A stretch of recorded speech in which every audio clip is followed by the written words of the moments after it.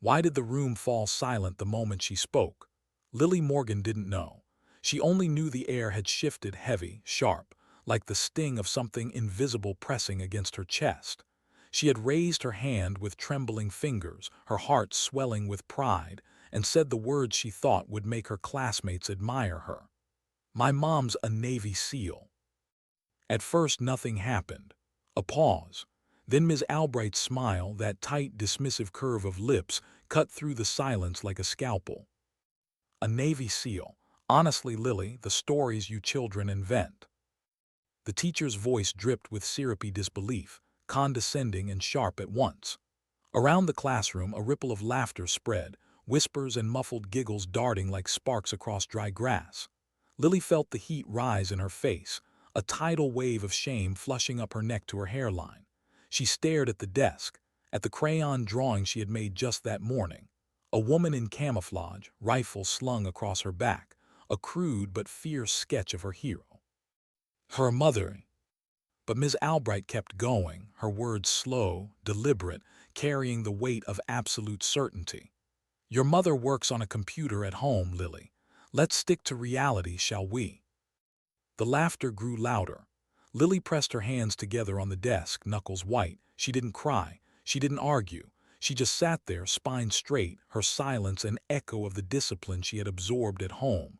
Her mother always said, "You don't need to fight every battle out loud." But this silence was different. This silence burned. Ms. Albbright resumed her lecture about honesty, her voice a droning blade that cut deeper with every word. "Telling the truth matters.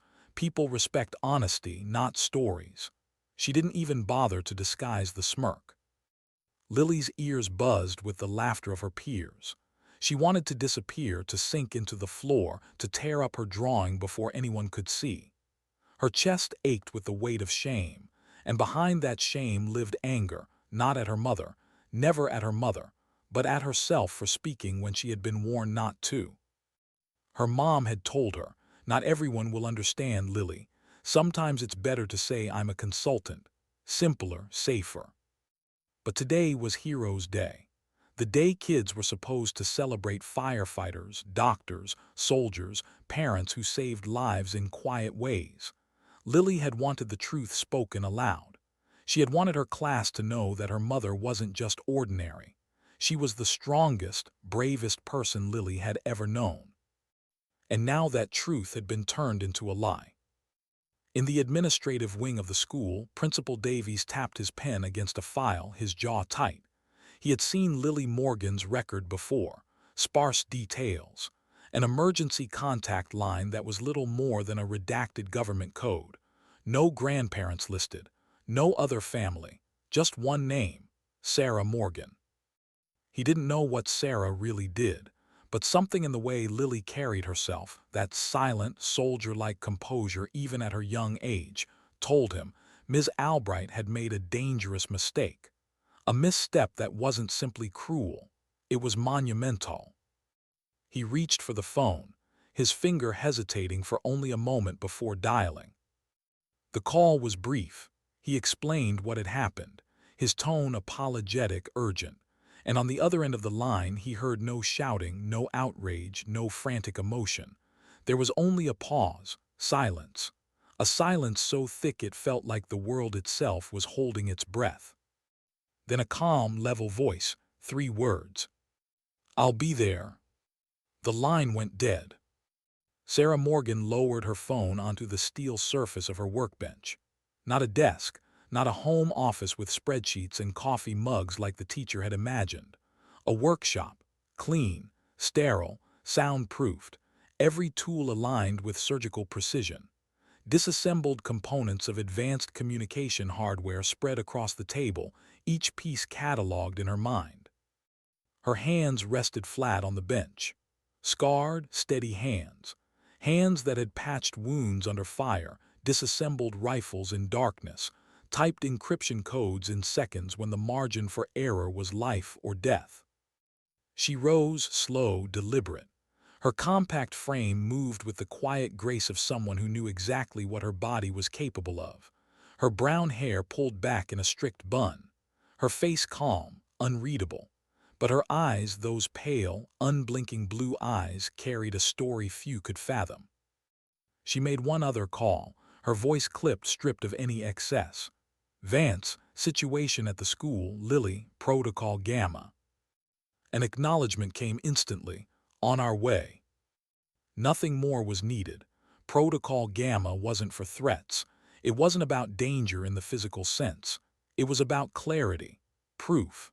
A moment when the silent world of shadows had to intersect with daylight, when arrogance had to be crushed by undeniable truth. Sarah changed into jeans, boots, a plain gray Henley, civilian clothes, invisible, forgettable. But she knew invisibility was no longer the mission. The mission was validation, for her daughter, for the truth. When she stepped into her truck and turned the key, there was no sound of fury, no engine roar meant to intimidate. But miles away, something had already shifted. The arrival began before anyone saw them. The crossing guard at the front of the school felt it first, a ripple in the air, an instinct older than words. Then came the SUVs, 3 of them, black, immaculate. They slid into the visitor lot with unnerving precision, tires barely whispering against asphalt. They didn't park, they positioned a perimeter. Doors opened in unison. Men stepped out, not in uniforms but in jeans, boots, functional jackets, civilians to the untrained eye, but their movements betrayed them, relaxed but coiled. Empty hands visible, eyes scanning, cataloging, assessing, every step purposeful. Different ages, different builds, but all radiating the same aura. Competence. Quiet, unshakable competence. Predators in plain sight. And then Sarah Morgan stepped out of her truck. They fell into formation around her without a word, a loose diamond, instinctive, impenetrable. They had trained together so long that even silence was a language. No orders needed, no signals, just understanding. Children pressed their faces to classroom windows, chatter dying in their throats. Teachers paused mid-sentence, their smiles faltering. The secretary at the front desk looked up, froze, her welcoming tone caught in her throat. It wasn't an army, it wasn't a show of force. It was something more dangerous. A scalpel, not a hammer. A message written in posture and presence alone. And that message was simple. This woman is not who you think she is. Sarah's eyes stayed forward, her pace unhurried. Calm, controlled. Around her the men moved as shadows moved. The weight of their presence pressed into the walls, into the air, into the very bones of the school. Inside, Lily sat in the principal's office, her small hands folded tight in her lap. She didn't know what was coming. She only knew the silence outside the door was different from the silence in her classroom. This silence was heavy, yes, but not cruel, not humiliating. This silence belonged to her mother. And for the first time that day, Lily let herself hope. What made the footsteps in the hallway sound so different that day? Teachers couldn't explain it later. The sound wasn't heavy, not loud, but it carried a rhythm, deliberate, inescapable. Something in the cadence made spines stiffen and conversations falter. People didn't just hear those footsteps, they felt them. Sarah Morgan walked the length of the corridor, Lily's name echoing silently in her mind with every step.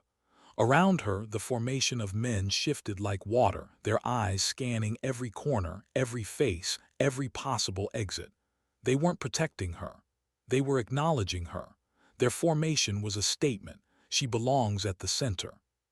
Students pressed closer to the glass windows on the doors, eyes wide. Some whispered names they didn't fully understand, FBI, Secret Service, CIA, but the truth was simpler and heavier. This wasn't ceremony. This was presence. In the principal's office, Mr. Davies dabbed at the sweat on his brow, his hands fidgeting over a stack of papers he hadn't read. He had seen plenty of upset parents before, but nothing had prepared him for this. He tried to focus on Lily, the small figure in the chair across from his desk, sitting as if carved from stone. Silent, still, waiting. And then the door opened. Sarah stepped inside. The room changed instantly. Not louder, not busier, quieter. Even the air seemed to hold still. She didn't say a word, didn't offer excuses or apologies. She simply rested a hand on Lily's shoulder, and Lily looked up at her mother's face, calm, unreadable, yet filled with something that made the shame of earlier begin to melt away. Principal Davies opened his mouth, but no sound came out. He swallowed, tried again. "Mrs. Morgan, thank you for coming on such short notice." Sarah gave a small nod, nothing more. Her silence said enough. Meanwhile, down the hall, Ms. Albbright strutted with a practiced confidence, her heels clicking sharply against the tile. She had been called to the office, and she was already rehearsing her words. Parents who came in usually blustered, made excuses, or argued. She had years of experience silencing them with calm authority. She imagined Sarah Morgan as a harried woman in a blouse, perhaps flustered, defensive, maybe embarrassed that her daughter had invented such a tall tale. That image carried her right up until she turned the corner. And then she saw them. A line of men stood outside the office door, not blocking it but guarding it, their eyes unreadable. They didn't move. They didn't acknowledge her. They just were, and that was enough to stop her mid-stride. The smirk she had prepared faltered. Her throat went dry. For the first time, she realized this was not going to be the conversation she had expected. But pride is stubborn. She straightened her shoulders and forced her heels to keep clicking forward. If these people thought they could intimidate her, she would not allow it. She pushed the door open, her words already forming. "Yes, I'm glad she's here. Lily made some very imaginative claims and—" The words died in her throat. Sarah Morgan was standing there. Average height, simple gray shirt, jeans. Nothing about her screamed authority, nothing except everything. She didn't need to raise her voice. She didn't need to stand tall or loom, she just looked. And that look stripped every ounce of false superiority from Ms. Albright's posture. It wasn't anger. It wasn't hostility. It was worse. It was calm. And calm in that moment was terrifying. Principal Davies shifted uncomfortably in his chair. "Miss Albbright," he began, voice strained. "This is Mrs. Morgan. We need to discuss what happened in your classroom today." The teacher latched onto the familiar. She leaned on the authority that had always worked for her. "Yes, of course. I was simply correcting Lily. She made a claim about her mother being a Navy SEAL. I was ensuring she understood the importance of honesty." The words, which had sounded so firm in her own head, now hung hollow in the air. The silence that followed crushed them into dust. Sarah didn't respond. She didn't flinch. She just kept her eyes on the teacher, calm, steady, unblinking. And then the door opened again. A man entered, silver hair cut short, lines etched deep into a face hardened by command. His blazer was plain, but the authority in his posture filled the room. He closed the door softly behind him, the click echoing like a final gavel. He nodded once to Sarah, a subtle gesture of respect, before turning to face the teacher and the principal.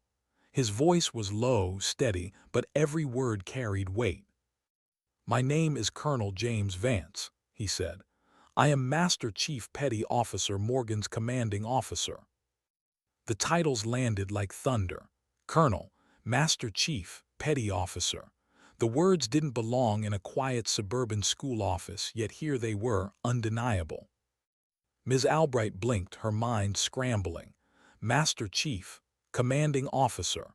The words didn't align with the simple, dismissive picture she had painted in her mind. Colonel Vance continued, his tone level but edged with steel. "I understand there has been some confusion regarding Master Chief Morgan's profession. Allow me to provide clarity." He didn't need notes. He didn't need a file. His memory was forged in years of service, etched into the marrow of his bones. "You dismissed her daughter's claim that she was a Navy SEAL. You were mistaken. Master Chief Morgan is not only a SEAL. She was one of the first women to pass Bud-S selection and integrate into Naval Special Warfare Development Group. Her record is among the most distinguished in our history." The words sank into the silence like stone into water, spreading ripples of shock across the room. Ms. Albright's face paled. She searched for something to say, but nothing came. Colonel Vance didn't stop. You stand in a classroom and lecture children about respect, about truth, yet you shame the daughter of a woman who has sacrificed more for your freedom than you can comprehend. Master Chief Morgan has completed over 200 combat missions. She holds the Navy Cross, 2 silver stars, and 4 bronze stars with valor. She is one of the foremost experts in encrypted communications in the world. The reason she works from home on a computer is because she uses those skills to keep men like us alive in places you only see in films. Each credential struck like a hammer, dismantling the teacher's arrogance piece by piece. Her lips parted, but no words formed. Colonel Vance's gaze bore into her, unrelenting. Her file is classified above top secret. Her existence is concealed from our nation's enemies. The only reason I stand here today breaking protocol is because she will never defend her own honor, but she will always defend her child. His voice dropped lower, softer, but sharper than any blade. You owe this child an apology, and you owe her mother your silence. Is that understood? The silence that followed was crushing. Ms. Albbright could only nod, her face ashen, her throat too tight for speech. She glanced at Sarah again, and in that calm face she finally saw the truth. Not a suburban mother, not a liar, but a woman of immense, terrifying strength. Principal Davies rose shakily to his feet. His words stumbled out, trembling with sincerity. "Master Chief, on behalf of this school, I am profoundly sorry." Sarah said nothing. She simply looked down at Lily, her hand resting gently over her daughter's. Her calm gaze said what words could not. "It's okay. You don't need to fight anymore. I'm here." Lily's chest swelled with something she hadn't felt all day. Pride. A pride too big for words, too heavy for tears. Outside, the men in formation stood silent, waiting, watching. Their presence spoke louder than any applause, louder than any lecture. They didn't come for spectacle, they came for clarity, for truth. And in that truth, the balance of power in the small office shifted forever. Why did no one speak when they left the office? Perhaps because words seemed too fragile in that moment, too small for the weight that had just passed through the room. The silence wasn't empty. It was charged with fear, with awe, with something unspoken that made every breath feel heavier. Sarah Morgan gave no speeches. She offered no anger, no defense. She simply nodded once to the principal, once to the colonel, and then looked down at Lily. That small gesture, the squeeze of her daughter's hand, carried more force than any rebuke could have. And then they moved. Colonel Vance opened the door first, stepping into the hall with the same quiet authority he had carried into the room. The men outside adjusted instinctively, parting just enough to allow Sarah and Lily to pass. They reformed instantly, a living wall, a formation honed by countless hours of trust and training. Students who had pressed their faces against the classroom glass scrambled back, whispering. Some gawked openly, their wide eyes following the strange procession. The chatter of the hallway died in pockets, the noise thinning like mist burning off under the sun. One by one, conversations fell silent until the only sound was the rhythm of footsteps, steady, controlled, undeniable. The secretary at the front desk froze, her smile faltering as her eyes darted between the silent men and the woman at their center. She wanted to say something, but her throat locked. No greeting seemed adequate. No question seemed safe. She stayed still as they passed, her hands hovering uselessly above the keyboard. Sarah didn't look at anyone. She didn't need to. Her presence carried its own gravity. The message wasn't shouted, wasn't declared. It was embodied in the quiet, unstoppable way she moved through that building. This is who I am. This is who you dismissed. This is what you failed to see. When they reached the doors, the crossing guard instinctively stepped back. Her bright orange vest, once a mark of authority, looked suddenly like a child's costume against the reality of the moment. She clutched her stop sign tighter, realizing that some kinds of protection had nothing to do with paint on wood. The SUVs waited, engines idling with barely a whisper. Doors opened in sync. Sarah guided Lily into her truck instead, the men slipping seamlessly back into their vehicles. Colonel Vance gave a single nod to Sarah, not to the school, not to anyone else, and then the convoy slid away, silent as it had come. No roaring engines, no screeching tires, just a quiet departure, precise, final, and then they were gone. But the silence they left behind lingered. In the office, Ms. Albbright sat rigid, her face drained of color. For years she had controlled her classroom with sarcasm and the weight of authority. But authority had limits, and she had just been shown those limits with surgical precision. Every smug word she had spoken now tasted bitter in her mouth. She had been wrong, catastrophically wrong. Principal Davies sank into his chair, his hands trembling slightly as he adjusted his glasses. He stared at the closed door, then at the teacher. His voice came out hoarse. "Do you understand what just happened here?" Ms. Albbright swallowed, her throat tight. She wanted to answer. She wanted to defend herself, to reframe the humiliation as a misunderstanding. But the truth pressed down too heavily. She nodded just once, unable to meet his eyes. The principal leaned forward, his voice softer but edged with steel. "You publicly shamed a child, the daughter of a woman who has given more for this country than either of us can fathom. That cannot happen again." She nodded again, smaller this time. Outside, the halls buzzed with whispers. The story had already begun to spread. A few students had caught fragments through the door. A few had seen the formation of men. And children talk.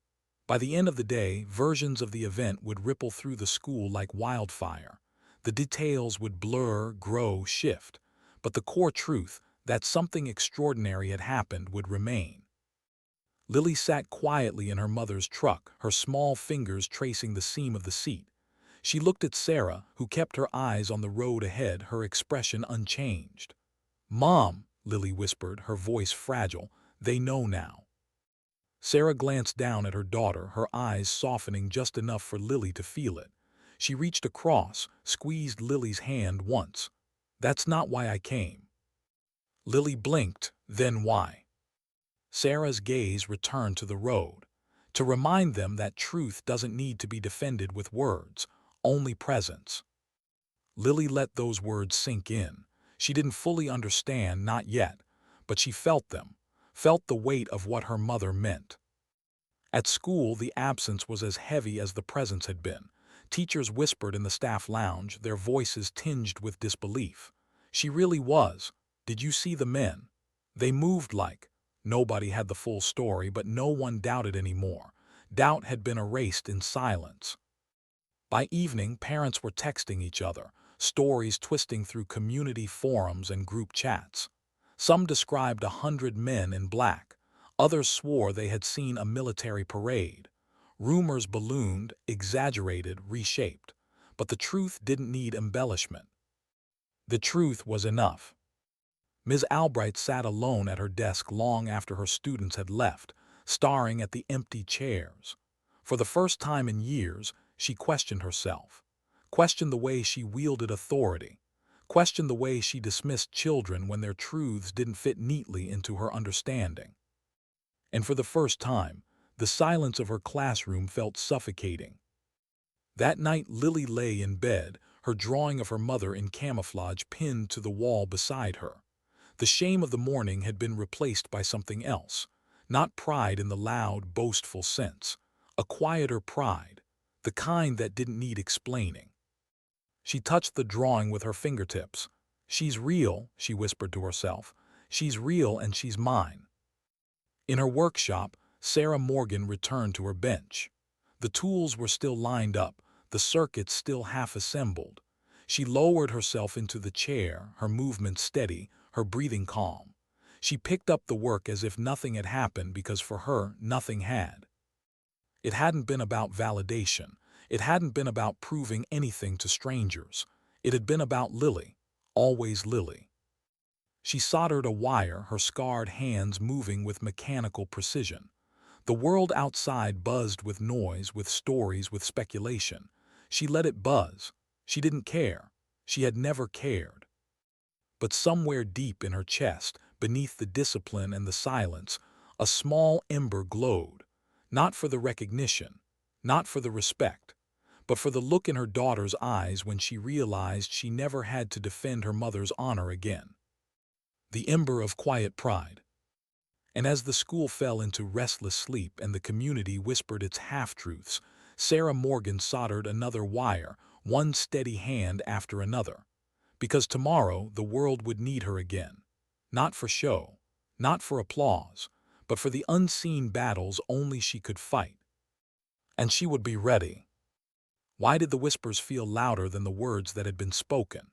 By morning, the story had grown legs of its own, sprinting through hallways, kitchen tables, and phone screens with unstoppable speed. Children retold it with wide eyes, exaggerating details they barely understood. Parents leaned in across dinner tables, trading rumors with hushed urgency. Teachers spoke of it in staff rooms, voices dropping when someone walked by. What had begun as one child's humiliation had become a legend before the sun had even set. And at the center of it was Lily Morgan. She walked into class the next day with her backpack clutched against her chest. Normally she moved quietly, hopping to avoid the spotlight, keeping her head down. But today the silence around her was different. Not mocking, not sharp, awed. Whispers followed her. "That's her. Her mom came. My brother said it was like the Secret Service. No, my cousin said it was the army, 100 soldiers at least." The stories inflated with every retelling, but the eyes that turned toward Lily carried something new: respect, curiosity, a fragile kind of reverence that even the boldest class clown didn't dare disturb. She sat at her desk, her drawing of her mother folded carefully inside her notebook. For the first time, she didn't feel the need to hide it. She slid it out, placed it quietly on the wood, and let it sit in the open. Across the room, Ms. Albbright fumbled through her morning routine. Her voice, once dripping with sarcasm, now cracked at the edges. She tried to regain control with familiar authority, but her tone faltered, her eyes darted. The classroom no longer belonged to her. Authority had shifted, and she felt it with every stolen glance from her students. Lily didn't gloat, she didn't smirk. She just sat straight, her small hands folded, her posture echoing the quiet strength she had absorbed from home. And in that silence, the balance of the classroom tipped forever. But in the corridors beyond, the fallout deepened. Parents had called the school board. Some demanded answers, some demanded firings. The word apology appeared in emails and meetings again and again. Principal Davies, once cautious, now moved with unusual urgency. He drafted statements late into the night, weighed each word as if it might tip a scale he couldn't see. He knew this wasn't just a school issue. It had become bigger. It had become a matter of community trust. The following day, Ms. Albbright was placed on administrative leave. The news traveled faster than official letters could be typed. Students whispered it at lockers. Parents texted it before teachers even confirmed it. By the time the announcement reached staff formally, everyone already knew. But the silence in her empty classroom told the story best. Lily sat in a substitute's lesson, her mind half drifting. The new teacher smiled too much, trying too hard, filling the air with forced warmth. But Lily felt something underneath, a shift. The way her classmates looked at her had changed. Not pity, not scorn, something else. At lunch, kids she barely knew invited her to sit with them. They asked questions, wide-eyed, curious. Was your mom really there? Are you scared when she leaves? Does she have medals? Lily answered little, just enough, because she had learned something in the silence of that office. Sometimes the less you said, the louder it echoed. At home, Sarah moved through her routines unchanged. She fixed Lily's breakfast, tied her shoelaces with practiced efficiency, checked the perimeter of the house with the same quiet diligence as always. Nothing in her face revealed pride or relief. But when Lily caught her mother's eyes across the dinner table, she saw something. Something soft, something proud. "Mom," Lily asked one night, her voice cautious, did you feel different at school?" Sarah paused, setting her fork down gently. She looked at her daughter for a long moment before answering. "No, I felt the same." Lily frowned, but everyone else didn't. Sarah gave the faintest smile, the kind that barely lifted her lips but warmed her eyes. "That's their change, not mine. Who we are doesn't shift because others finally see it." Lily tucked those words away, as she always did, storing them like treasures she didn't yet fully understand but knew she would one day. Meanwhile, the community buzzed, forums filled with speculation. Some parents praised Sarah as a hero, others whispered about secrecy, about danger. A few criticized the school for allowing it to reach this point. But the loudest voices weren't angry, they were reverent. The story had become a fable in real time. Children retold it with awe, parents with disbelief, teachers with caution. But the core remained. A mother had defended her daughter not with shouts, not with threats, but with undeniable presence. For Sarah, the noise barely existed. She returned each evening to her workbench, soldering circuits, calibrating frequencies, her hands steady, her mind locked on tasks that mattered. The world could speculate. She had other battles to fight, other shadows to hold at bay. But sometimes, in the quiet between tools and wires, her thoughts drifted back to Lily in that classroom, to the way her daughter had sat still under ridicule, silent, proud, enduring. And in those moments, a warmth filled her chest that no medal had ever given her. Because this was the battle that mattered most. Not the ones fought in deserts or jungles, not the ones buried under classified reports. This one, protecting her daughter's truth. The school board issued a formal apology a week later. Flowery words typed on official letterhead, delivered in envelopes and emails. Sarah read it once, then folded it and placed it in a drawer without a word. It wasn't for her. It wasn't needed.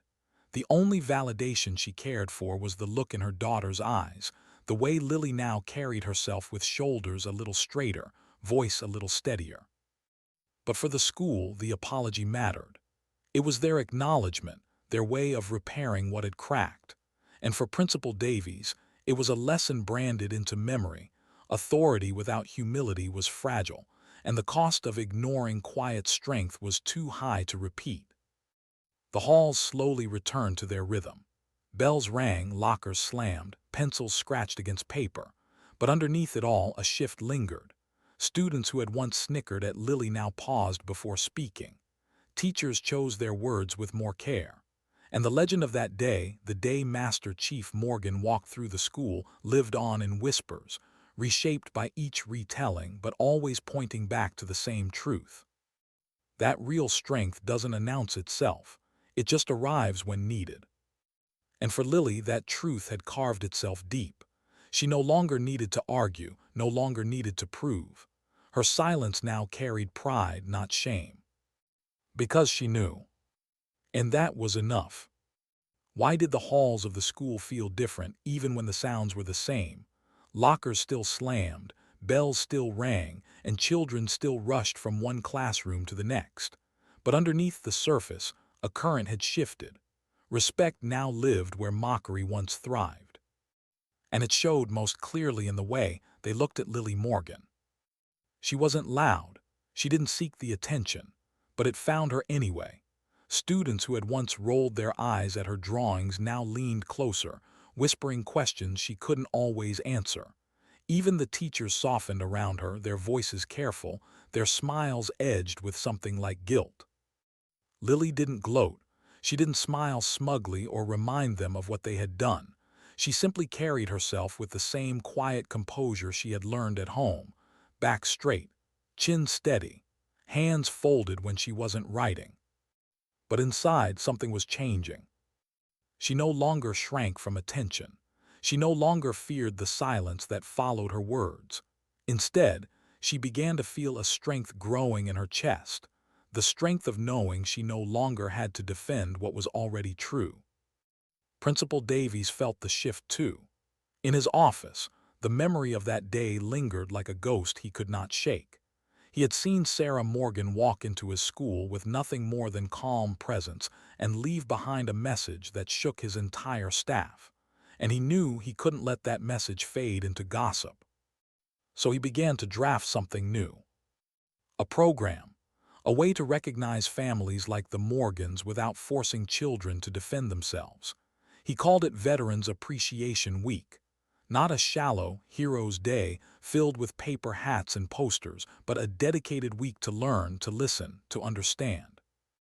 When he presented the idea to the school board, his voice carried a conviction that surprised even him.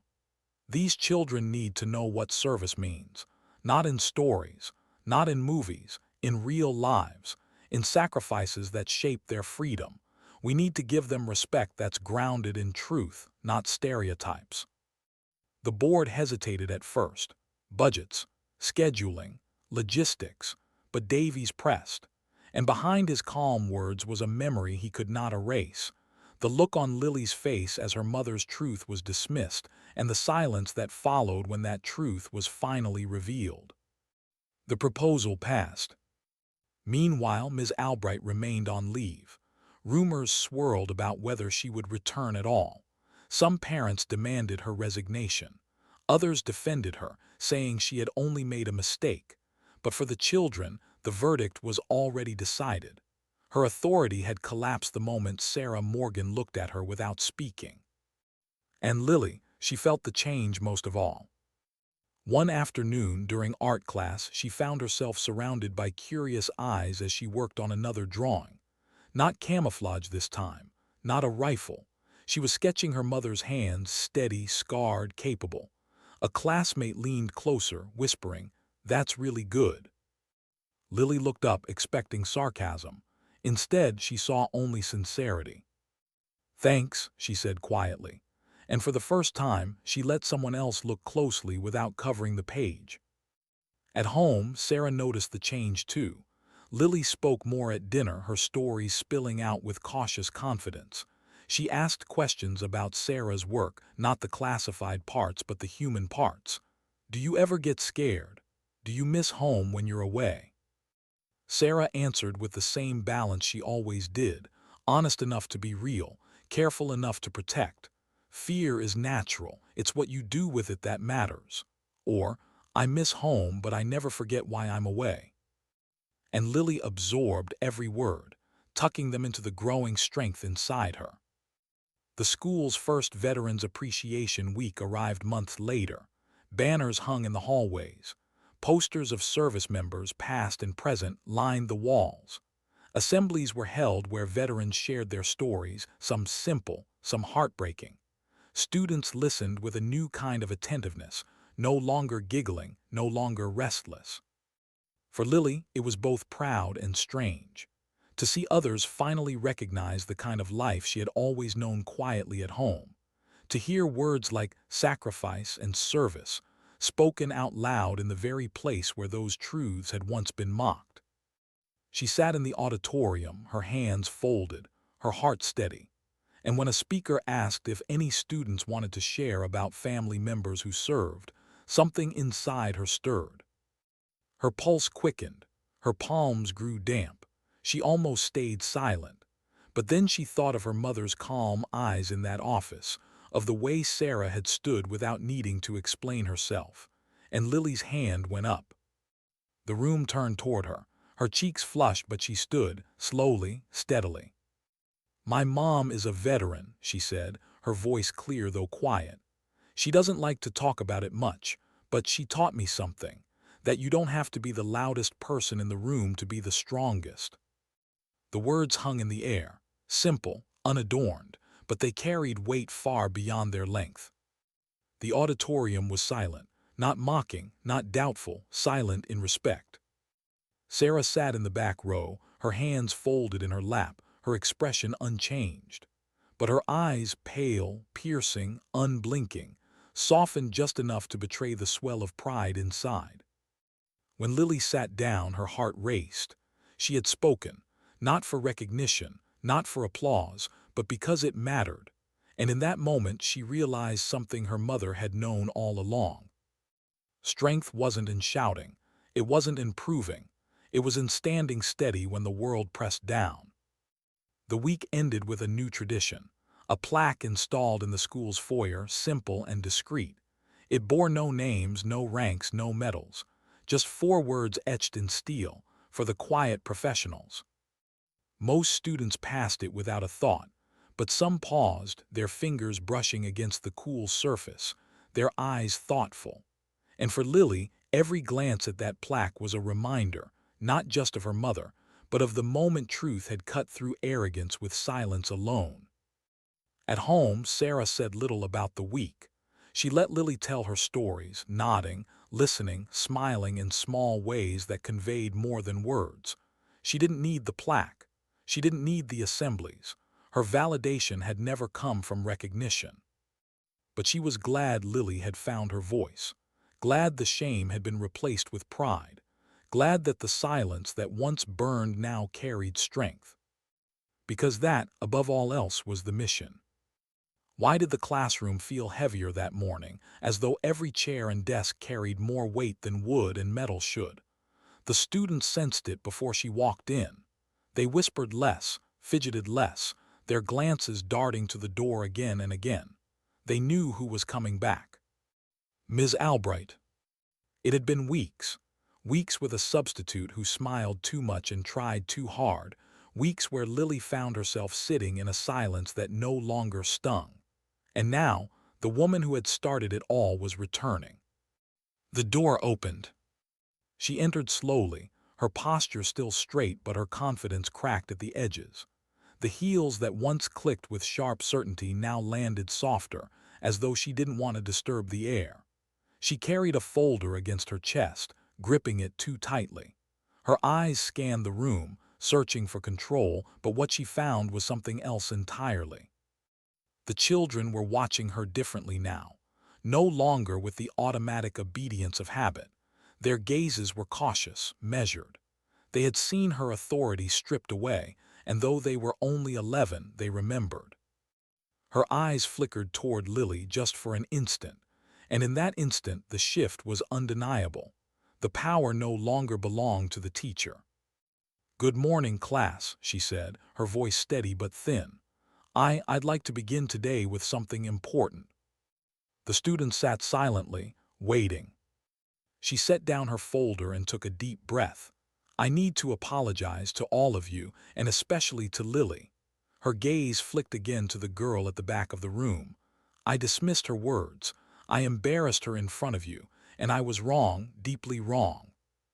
The silence thickened. Some students glanced at Lily, their eyes wide. Others shifted uncomfortably, unused to hearing a teacher confess weakness. "I should have listened," Ms. Albbright continued. "I should have respected her, and I want you to know I have learned from this, more than I can say." Her voice trembled on the last sentence. She pressed her hands flat against the desk, as though to steady herself. For the first time she looked directly at Lily. "I am sorry." The words were soft, but they carried through the room. All eyes turned to the girl. Lily felt her cheeks warm, but not with shame, with something else.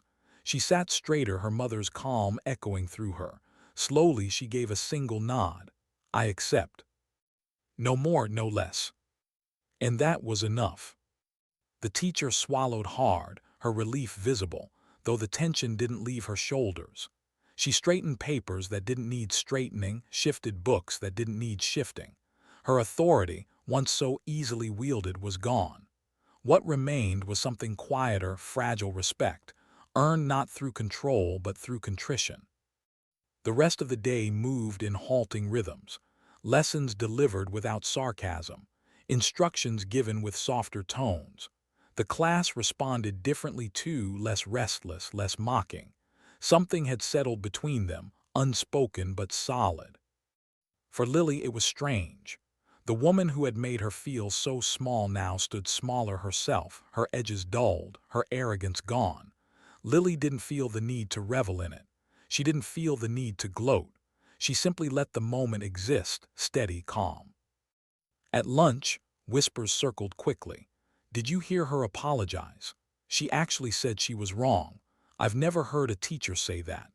The legend of Sarah Morgan's arrival had already become myth. Now this apology added a new layer of proof that even authority could bow to truth. That evening, Lily told her mother about it at the dinner table. She said sorry, Lily said, her voice quiet but steady. Sarah raised an eyebrow, and I told her I accept. Sarah's expression didn't change, but her eyes softened, pale blue melting just enough to show pride. She set down her fork, folded her hands, and leaned back slightly. You didn't need to say more. Lily hesitated. Should I have said more? Her mother shook her head once. No, dignity isn't in the many words you say. It's in the few you choose carefully. Lily absorbed the words like water sinking into dry earth. The next day, the class began with a new rhythm. Ms. Albbright no longer lectured on honesty with smug certainty. Instead, she introduced a story about listening, about humility. She asked questions instead of giving answers. Some students were skeptical, waiting for the old tone to return, but slowly they realized it wouldn't. Something in her had changed. For Lily, that change wasn't forgiveness in the loud, sweeping way of movies. It was something smaller, steadier. A recognition that the woman who had once humiliated her now carried the burden of that mistake every time she faced her students. And Lily didn't need revenge. She didn't need her teacher to suffer. She only needed her truth to be known. And it was. Weeks passed. The rhythm of school life returned, but the undercurrent of respect remained. Students glanced at Lily differently. Teachers chose their words with more care, and the plaque in the foyer for the quiet professionals caught more eyes each day. But the real change lived in Lily herself. She no longer shrank from the spotlight. She no longer kept her drawings hidden. She began to raise her hand more often, not to boast, but to contribute, to be heard. And when she spoke, her voice carried a steadiness that others leaned into. One afternoon, during a writing assignment, she penned an essay about her mother. Not about medals or missions, but about mornings. About the way Sarah tied knots, the way she carried calm into storms, the way her silence spoke louder than noise. When she read it aloud, the room stayed silent long after she finished. Not the silence of disbelief, the silence of reverence. Ms. Albbright, sitting at her desk, closed her eyes for a moment, her chest rising and falling with a breath she hadn't realized she was holding. For once, she didn't add commentary. She simply said, "Thank you, Lily." And it was genuine. At home, Sarah listened as Lily read the essay again. She didn't comment, didn't praise. She just placed a hand on her daughter's shoulder, steady, warm, silent. And in that silence, Lily felt everything she needed. Because words fade, legends blur, rumors twist, but presence, true, quiet presence, endures. Why did the auditorium feel like it was holding its breath before anyone spoke? Hundreds of students sat packed into the rows, their chatter hushed, their eyes darting toward the stage where a simple podium waited. The banners above read Veterans Appreciation Week, letters bold against the pale wood of the school walls. For most, it was just another assembly, but for Lily Morgan, it was something else. Her palms were damp. Her heart thudded against her ribs. She sat in the front row with her classmates, her paper folded neatly in her hands. She had written and rewritten the words a dozen times, her pencil wearing grooves into the margins from erasing. Yet now, staring at the stage, she wasn't sure if she could stand at all. She remembered the laughter in this very school, the disbelief, the shame. She remembered how it had felt to be small under the weight of her teacher's dismissal. And though things had changed, though she had spoken since, this felt bigger, louder. A voice inside whispered, "What if they don't believe you again?" But another voice, softer, steadier, whispered back, "They don't need to believe, you only need to speak." That voice sounded like her mother. She looked out over the crowd, searching. In the sea of faces, she found her. Sarah Morgan sat in the middle rows, plain clothes, posture relaxed, hands folded neatly in her lap. Nothing about her drew attention. Nothing except the aura that made her impossible to miss once you knew to look. Beside her sat Colonel Vance and two of the men who had stood outside the office months earlier, their presence just as calm, just as quietly commanding. Her mother's eyes met hers across the distance. Pale blue, unblinking, steady. No nod, no smile, just presence. Lily breathed, and then she stood. The principal called her name. The sound carried through the microphone, bouncing off the walls, making her legs feel like lead as she climbed the steps. Each step echoed too loudly, but she didn't let herself falter. She reached the podium, unfolded her paper with trembling fingers, and looked out at the sea of faces. Silence. Her throat tightened. She glanced down at her paper, the words blurred. She could read them, she had practiced them, but suddenly they felt thin, incomplete, not enough. She lifted her head again, eyes finding her mother. Sarah hadn't moved, still steady, calm, and in that calm Lily found her anchor. She set the paper aside. "My mom doesn't like to talk about what she's done," she began, her voice soft but carrying. "She doesn't tell stories about battles or medals. She doesn't brag, she never has." The silence deepened. "She taught me that you don't have to be the loudest person in the room to be the strongest.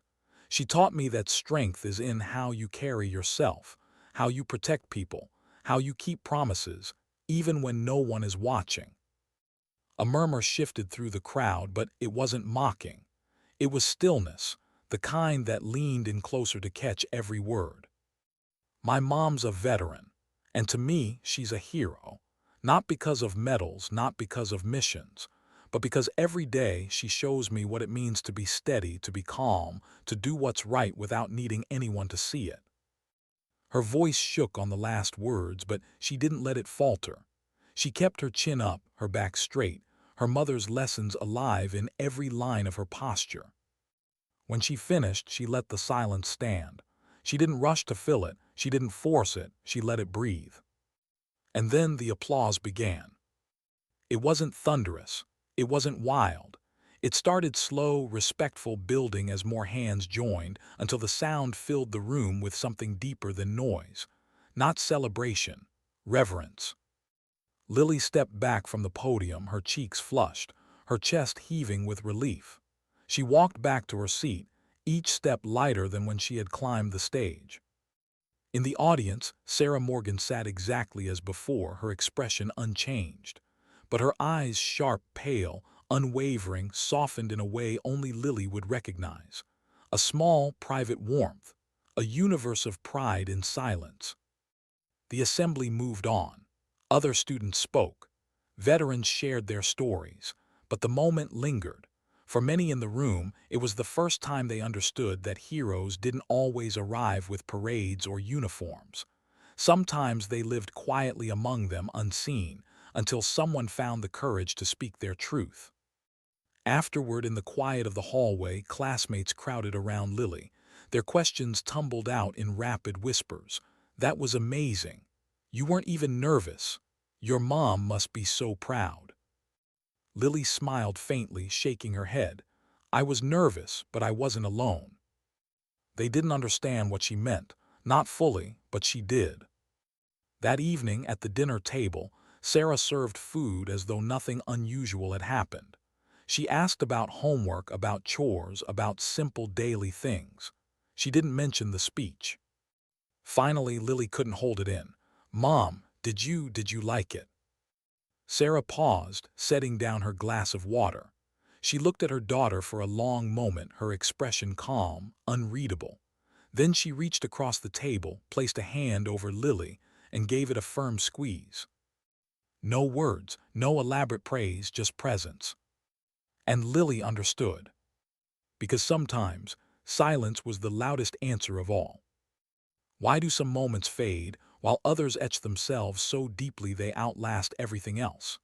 Years later, the day Sarah Morgan walked into her daughter's school still lived in whispers, in quiet nods, in the silent respect of those who had been there. It wasn't spoken of often, not in official ways, but it lingered in memory, sharper than any announcement over a loudspeaker. Lily Morgan carried it most of all. She was no longer the quiet girl who had folded into herself under the weight of laughter. That humiliation, though painful, had become something else, a crucible that burned away doubt and left behind a steadier steel. She walked taller now, not in arrogance but in quiet certainty. She no longer needed to defend her mother with words.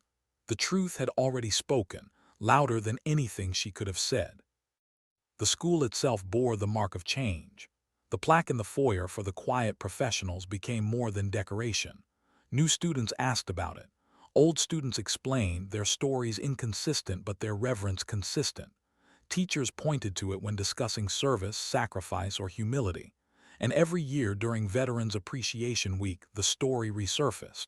Not always in detail, not always accurately, but always with respect. Ms. Albbright remained. She returned from leave quieter, smaller, her edges softened by humility. She no longer wielded sarcasm as a weapon. She listened more. She asked questions more. Some students forgave her, others didn't. But in her own way, she carried the weight of her mistake every time she stepped into a classroom. And maybe that was the truest punishment, to know she had once stood against truth and been broken by it. For Principal Davies, it became a mission. He spoke at district meetings, urging respect for military families, insisting on programs that taught students about service and sacrifice without glamorizing or dismissing it. He remembered Sarah Morgan's calm face, the way she had spoken nothing yet said everything, and he carried that lesson into his work. But the deepest legacy lived not in the institution, not in the staff, not in the plaque. It lived in Lily. She found her voice slowly, not in bursts of confidence but in steady steps. A raised hand in class, a speech in the auditorium, an essay published in the school paper. Always quiet, always measured, always carrying the calm weight her mother had shown her. One evening, as she prepared for bed, Lily asked her mother the question that had lingered since that day. "Why didn't you say anything to her, to my teacher? Why didn't you tell her who you were?" Sarah folded a towel with deliberate precision before answering. "Because dignity doesn't argue, it doesn't explain, it just is." Lily thought about that long after the light went out, the words circling in her mind. Dignity doesn't argue, it just is. And slowly she began to see how her mother lived that truth every day. The quiet routines, the discipline, the way she never sought recognition for the sacrifices she carried, the way she had stood in that office, calm and steady, while an entire room reeled from the weight of her presence.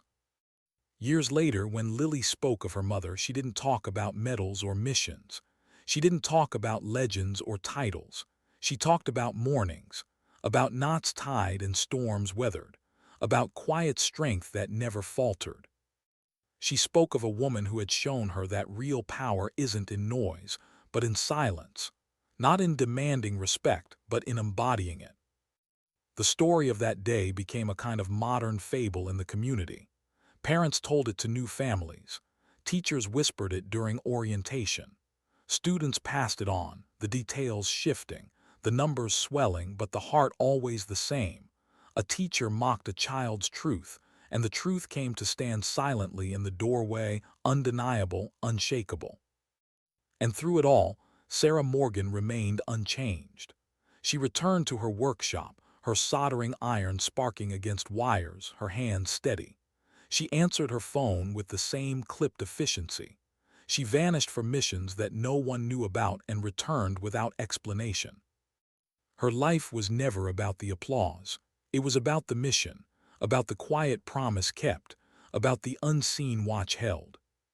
But in the privacy of her home, when Lily laughed at the dinner table, when she stood taller with each passing year, when she spoke her truth without flinching, that was Sarah's real victory. Because battles are not always fought with weapons. Sometimes they are fought in classrooms, in whispers, in the fragile space between truth and arrogance. And sometimes the mission isn't about saving a team or a country or a field of battle. Sometimes it is about saving a single child's dignity. And like every mission Sarah Morgan had ever taken on, she had completed it with precision, with silence, and with overwhelming force. The world is full of noise, people shouting, boasting, proclaiming themselves heroes. But the truth is quieter. The truth is scarred hands tying knots in the dark. The truth is a mother standing calm in a school office, saying nothing while everything is said for her. The truth is a child learning that she doesn't have to defend what is already real. And the truth endures. Because sometimes dignity doesn't speak. It simply acts.